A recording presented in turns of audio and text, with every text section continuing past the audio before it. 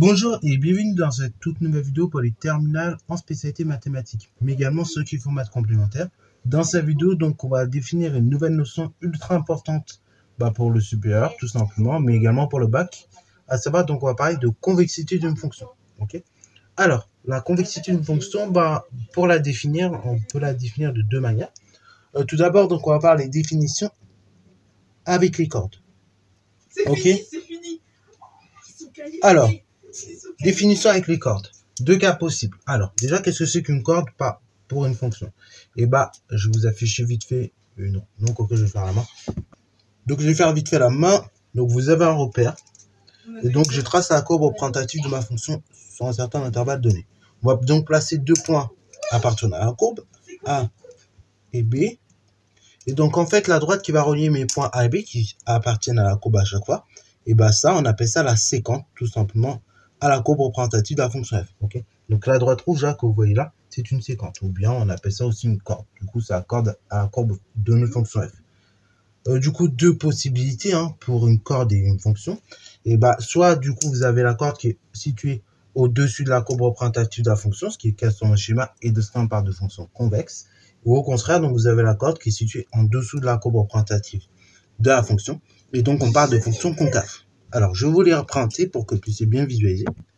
Alors, du coup, voilà les deux cas possibles. Donc, f concave, ça veut dire quoi? J'ai tout simplement des séquentes, comme je dis, qui sont situées en dessous de la courbe représentative de ma fonction f.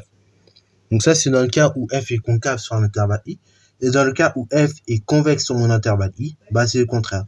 J'ai mes séquences qui sont situées au-dessus de la courbe représentative de la fonction. Ok. Donc, tangente située en dessous de la... corde plutôt située en dessous de la courbe représentative de la fonction, j'ai une fonction qui est concave. Et les cordes situées au-dessus de la courbe représentative de ma fonction, c'est-à-dire, donc, tout simplement, j'ai une fonction convexe. Donc, ça, c'est une première définition qu'on peut donner de la convexité. Alors, plus tard, quand vous serez en études supérieures, vous définirez la convexité un petit peu autrement. C'est-à-dire, donc, petite remarque, on prendra en réalité compris entre 0 et 1. Et donc, si j'ai une égalité suivante, f de tx plus 1 moins t y inférieur ou bien égal à t fois f de x plus 1 moins t facteur f de y, parce que là, ici, je parlerai de fonction qui est convexe. Ok, donc j'ai une fonction convexe. Et en revanche, donc deuxième cas, donc c'est la même phrase, t compris entre 0 et 1. Si j'ai une égalité suivante, donc t f de x plus 1 moins t f de y, qui est plus grand, qui est donc ici inférieur ou bien égal à f de tx plus 1 moins t f de y, enfin 1 moins ty plutôt ici. Voilà, j'ai une fonction qui est concave. Donc là, ce sont les deux inégalités convexes. Ça, c'est ce qu'on appelle les inégalités convexité. Et donc, vous verrez ça dans le supérieur. Et donc, cette partie-là, ça permet de traduire les variations de f. Et cette partie-là, ça permet de traduire la séquente. Okay. C'est pour ça que je fais dans ce sens-là. Du coup, là, cette partie-là, ce coup-ci, c'est la séquente. Et ça, donc, à droite, c'est ma fonction. C'est f. Ok. Alors, du coup, si je représente rapidement dans l'ampère pour que vous puissiez visualiser ce que ça peut donner éventuellement, et ça va vous donner une courbe comme ça. Vous avez la courbe représentative de la fonction f, par exemple. Vous avez donc la séquente qui a cette forme-là. Voilà. Et donc, en fait, on va dire qu'on est sur intervalle a et b.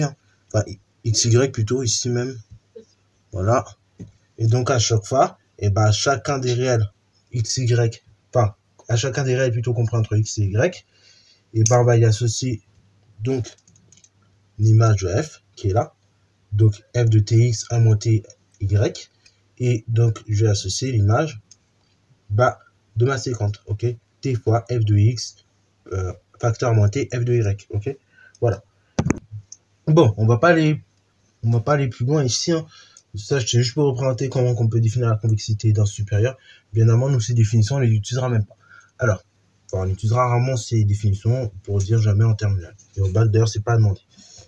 Pour ça, je passe assez vite là-dessus. Parce que de base, en plus, il faut savoir qu'avant, donc si vous avez eu des grands frères ou des grandes sœurs qui ont fait filière scientifique, et bah du coup, avant la convexité, c'était pas un programme. À la place, ils avaient les complexes, qu'on fait nous en maths experte, mais en version beaucoup plus réduite, comme c'est qu'une option.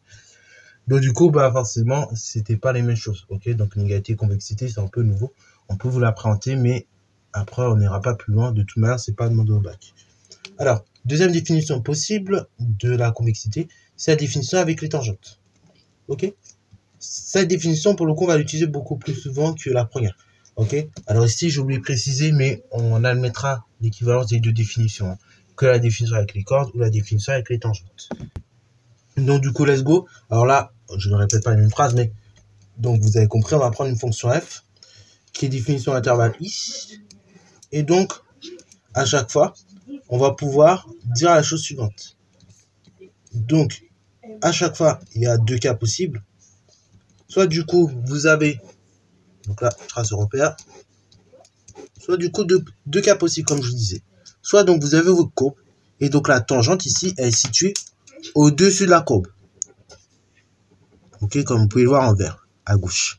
Et dans ce cas-là, ici, je parlais de fonction concave. Et en revanche, donc, si je ma courbe représentative de la fonction f, et que les tangentes sont situées, alors là, c'est pas une bonne idée, mais par exemple ici, si les tangentes sont situées en dessous de la courbe représentative de ma fonction f, ok, et bien dans ce cas-là, ici, je parle de fonction convexe. Voilà. Alors du coup, petite propriété extrêmement... Donc ça, c'est les deux convexités à bien connaître. Hein. Donc définition avec les tangentes, définition avec les cordes, bah, encore une fois, ces deux définitions sont admises. Il faudra bien les connaître dans les exos pour bien manipuler, tout simplement. Alors, du coup, ça veut dire quoi concrètement? Et bah, du coup, petite propriété qu'on peut tout simplement qui découle de ça. Alors, là, pareil, ces propriétés, on pourrait la démontrer, mais il faudrait que je passe par la dérivée seconde qu'on ne nous a pas encore évoquée. Donc, on le fera après, on fera dans une prochaine vidéo. Mais donc, la propriété la suivante, c'est que si f convexe, alors moins f concave. Ok. Alors, là, pareil, avant de montrer cette propriété sur une petite animation, je vais vous montrer une autre animation. Pour une fonction, soyez pas étonnés. En fait, pourquoi on définit la convexité sur l'intervalle? C'est parce que comme je vais vous montrer là, et bah parfois vous avez des fonctions qui peuvent admettre les deux convexités. Alors là, j'en ai mis deux, mais vous pouvez avoir des fonctions qui en admettent plusieurs en fait. Soyez pas choqués, il y a des fonctions qui admettent une seule convexité, d'autres qui en admettent plusieurs. Par exemple, sur l'animation que vous voyez là, et qui est d'ailleurs l'intro de mes vidéos, je crois, sur ce chapitre, et bah vous pouvez voir que pour des réels strictement positifs, hein, plus grand que 0 jusqu'à plus infini, et bah vous avez tout simplement une tangente qui est située en dessous de la courbe, au-dessus de la courbe représentative de la fonction f, tandis que c'est plus le cas pour des réels strictement négatifs. Pour des réels strictement négatifs, c'est le contraire. On a une tangente située en dessous de la courbe représentative de ma fonction f. Donc du coup, par conséquent, cela signifie que sur R-, et bah du coup j'ai une fonction qui est convexe, et sur R+, et bah j'ai une fonction qui est concave. Ok. Alors maintenant, bah si on veut tout simplement faire moins g de x, et bah juste à mettre un moins devant, et voyons que ce que ça nous donne, et bah là on va voir que les convexités vont s'inverser. Ok, là où la fonction était convexe, elle devient concave, et là la fonction était concave, elle devient convexe. Ok. Par exemple sur l'intervalle moins l'infini 0 exclu, et ben on pouvait voir qu'avant la fonction était convexe, désormais elle est concave, et réciproquement, là où la fonction était concave, elle devient convexe. Ok, sur 0 plus infini, c'était concave, maintenant c'est devenu convexe. Et si je rapplique à moins, et ben vous allez voir, en fait, on va retrouver des convexités précédemment vues. Ok. Alors bon, là, GeoGebra, il veut pas, mais bien évidemment, moins, vous avez compris, ça fait plus, et donc on va revenir à la fonction de départ. Ok. Donc on aura les convexités de départ. Donc bien évidemment, cette propriété marche dans ce sens-là, c'est une équivalence, puisqu'elle peut se lire de gauche vers la droite comme de droite vers la gauche. Ok. Et de même, ça marche également si la fonction de départ est convexe, une concave, bah, c'est-à-dire que moins f convexe. Ok. Voilà, donc ces propriétés marchent un peu dans tous les sens. Donc ça, c'est pratique parfois dans certains exos, afin de montrer la convexité d'une fonction. Au moins, comme ça, vous n'êtes pas perdu. Alors du coup, je vais vous montrer les cas particuliers. On va faire ça sur GeoGebra, ça sera un peu moins relou. Donc, on va commencer par la fonction carré, les amis. Donc, la fonction carré, vous vous rappeler par définition, c'est quoi? C'est la fonction qui est associée à tout réel x son carré. Donc, si je tape pour la fonction carré, qu'est-ce qui se passe? Et bah, regardez sur GeoGebra. et bah, vous pouvez constater qu'on a une fonction dont et bah, la courbe représentative est située au-dessus de la tangente. Donc la tangente est située en dessous de la courbe représentative. Donc, surtout R, j'ai une fonction qui est convexe, ok? Alors du coup, là, c'est pas la fonction carré. On peut regarder ce qui se passe pour la fonction cube, par exemple. Donc, par la fonction cube, là, bah, on a deux convexités possibles, ok? Donc, sur R-, bah, on a une fonction qui est tout simplement convexe, ok, bah, enfin, concave, attention, puisque les tangentes sont situées au-dessus de la courbe représentative de la fonction f. Et sur R+, par contre, oui, j'ai bien une fonction convexe, puisque là, j'ai une tangente située en dessous de la courbe représentative de la fonction f. Donc ça, c'est pour x puissance 3.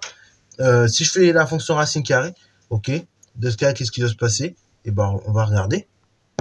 Donc là, pour la fonction racine carrée, qu'est-ce qui se passe? Alors là, ben, on peut voir qu'elle est définie sur R plus étoile.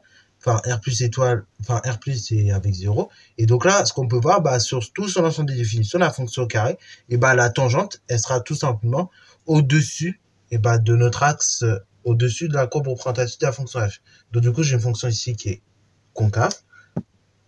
Et maintenant, dernière fonction de référence que je voulais montrer, c'est la fonction inverse. Donc là, la fonction inverse, pareil, c'est comme la fonction précédente, hein, c'est une fonction rationnelle.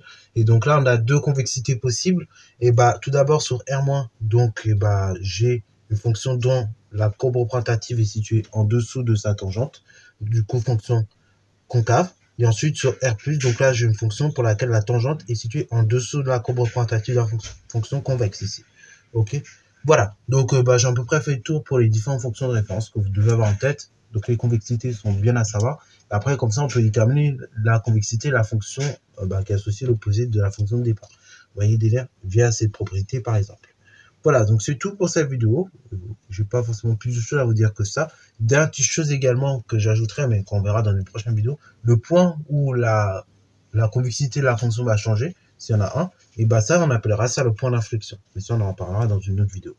Bah sur ce, c'est la fin de cette vidéo. J'espère qu'elle t'a plu. Si c'est le cas, n'hésite pas à liker, commenter et bonne soirée en mathématiques et en sciences.